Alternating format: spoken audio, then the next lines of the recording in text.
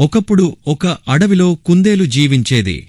అది చాలా చురుకుగా, తెలివిగా ఉండేది. అదే అడవిలో చిన్న సింహం కూడా ఉండేది.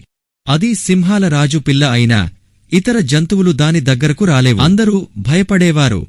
ఒకరోజు చిన్న సింహం అడవిలోనూ ఆటలాడుతూ తిరుగుతుండగా ఒక చిన్న గుంతలో పడిపోయింది. అది బయటికి రాలేక ఏడవడం మొదలుపెట్టింది. అప్పుడు అక్కడికే వచ్చి చుట్టూ చూసిన కుందేలు సింహం చిక్కుకుపోయిన దాన్ని గమనించింది. మొదట భయపడిన సింహం ఏడుపును చూసి దయ వచ్చింది. కుందేలు తన దగ్గర ఉన్న గొంగురాకు చిప్పను తీసుకొని కొద్దిగా నీరు తేచి సింహానికి ఇచ్చింది. తర్వాత దానికి మద్దతుగా ఒక కాడెత్తి సింహం గుంత నుండి బయటికి వచ్చేలా సహాయం చేసింది. చిన్న సింహం చాలా సంతోషపడింది.